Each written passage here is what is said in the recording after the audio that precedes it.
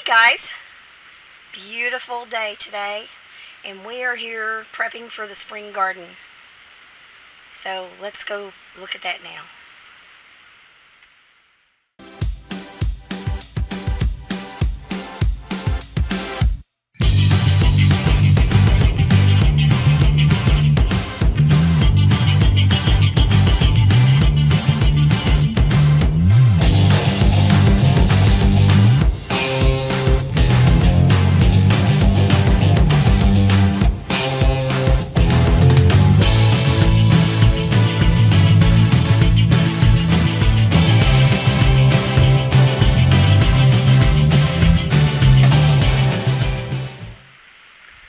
So guys, it is still pretty wet here, and I still have water just running in a steady flow from my neighbor's pond. So we still have a lot of spots that are standing water like this. And as I said in my last video, this is the reason why on our property we have chosen to plant in raised beds or containers, buckets, because there are times of the year, especially through the spring when we get a lot of rain, where this is not great for the plants to be in just inches of water. So today I'm preparing some of my starter plants by putting them in a little bit bigger containers so that they can stay in the greenhouse and go one step closer to being hardened a little bit before planting them in buckets and containers. Okay guys, phase one for getting ready for spring is cleaning up this garden area. As you can see, I have taken my shade cloths and row covers really off of the ground and off of where they were, hanging them on the fence to try to get them dried out. I can't lay them out on the ground to dry out because there's still too much water and mud everywhere. These on this section with the trellis, I'm able to just roll it up and attach it at the top. So it's not too bad. It's been kind of blowing in the wind. These plants that didn't make it, my peas did not make it through that freeze. My broccoli did not make it. As you can see, it's kind of just going downhill really fast. Those are going to be pulled up and fed to animals or put in the compost pile. And so that's part of what I'm working on today. So another part of what I'm doing today is these are my pepper and tomato starter plants that have been in the house under the grow lights, and they're really getting kind of tall and leggy. So I'm going to go ahead and transfer them to these bigger pots. These are 4-inch pots, 4 inches across the top, and they should be okay in there until I'm ready to plant them in the bigger buckets. So I'm going to go ahead and do that now. And I just brought some of my soil over from my big pile of soil to add to these pots to go ahead and get these going. And I'm just going to go ahead and leave them in the greenhouse. I'm going to hope that we don't get another huge, massive freeze. If it looks like we're going to, I will put these pots on trays like this, and if I have to, I'll take them into the food storage building for a day or two, because that building is heated and cooled. So I'll just run a couple of grow lights out there if they need to be put up for a day or two. So that's what my next project is today. So guys, some of these that I planted in these little tubes have 2 plants in them. So I'm going to go ahead and divide those up between 2 different pots instead of trying to throw these away. That one's got a seed pod on top of it. To see if I can maximize the amount of plants that I'm getting here. So I'm just going to kind of tear these into 2 pieces, or I don't know yet. I haven't tried it yet, but I'm going to figure out a way to divide these up and put each one in their own pot.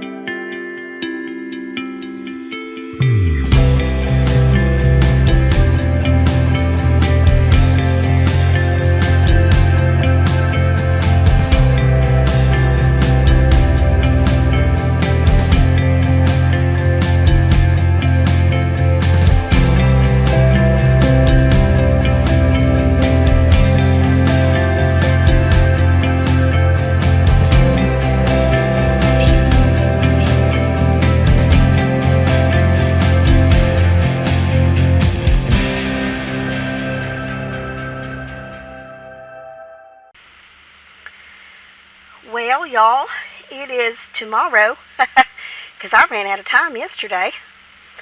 And looks like everybody that I transplanted yesterday are all doing well. Nobody's wilting. Nobody's looking sad. Looks like everybody's doing great. So I'm going to go ahead and try to finish up the rest of these today. There's a lot of them. So here we go.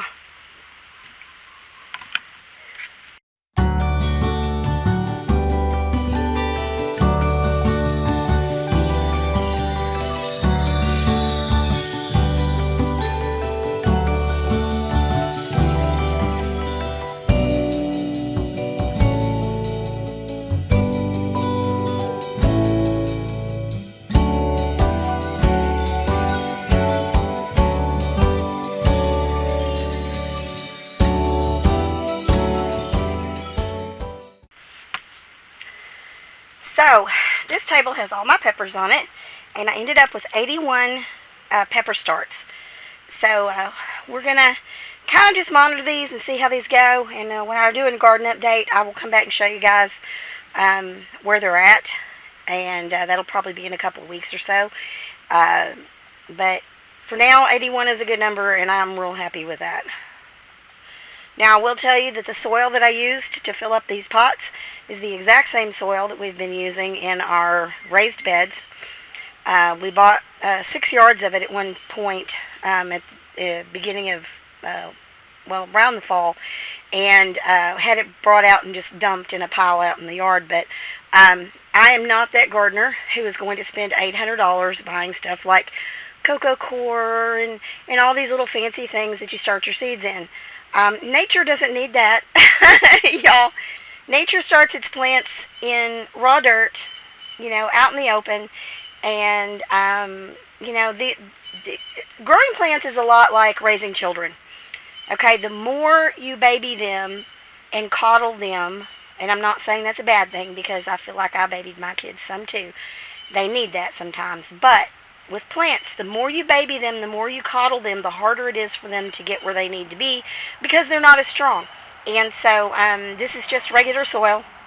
It is a mix of half enriched soil, which is enriched with organic fertilizer, compost mix, and the other half is just a raised bed mix. And so I use this same dirt for everything I do. So we're going to watch these guys and see how they go, and now we're going to go start on the tomato starts. Okay, so I am using the exact same soil mix as I used for the peppers on the tomatoes, and these are going to go in pots. And as you can see, my tomato plants are getting a little leggy being inside under the grow lights, and so when I plant those, I'm definitely going to plant them down a little deeper to where not so much of the stem is sticking up. With tomatoes, that works really well because all those little sticky looking things on the side that stick out the side of the tomato stems are actually new roots waiting to take hold. So that will actually give them a better root ball when you do that. So that is what I'm going to start on now. I'm going to do the cherry tomatoes first, which is that first row of tubes. And then the next 4 rows of tubes are all beefsteak tomatoes.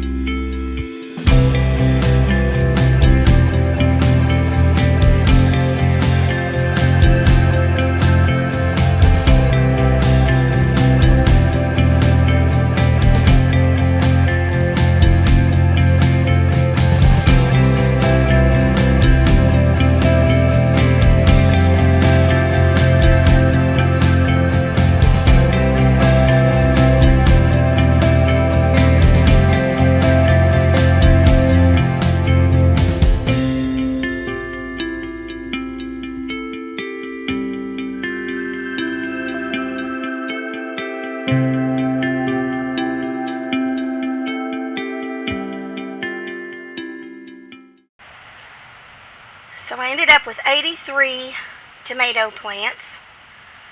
About a fourth of those are cherry tomatoes. maybe more like 20% of them. The rest of them are beefsteak tomatoes. And you guys may be asking, why, when there's only 2 of them, is she planting that many tomatoes and peppers?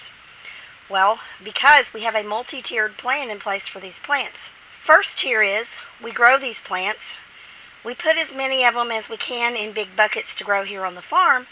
Whatever we can't plant on the farm, we will sell as starter plants. Then our plants we do plant here on the farm, when they start producing vegetables, part of those are for us to eat. Part of them are for us to sell in our little farm stand store out by the road. And what we cannot sell or eat, we will can or freeze, or we will feed to the animals. Worst case scenario, if I have vegetables that I don't have any way of doing anything with them, we will donate them to the food pantry there in town for people who need it. So that is the reason behind why I'm planting so many, and I guess the simplest answer to that is because I can. So, today is part 2 of getting ready for the spring garden, and today was replanting peppers and tomatoes, and then the next video is going to be another section of starting in the spring for the spring garden. And hopefully you guys will subscribe and you'll share and will give this a thumbs up, and that way you can catch the next one. Thanks for hanging out with me today, guys. Bye.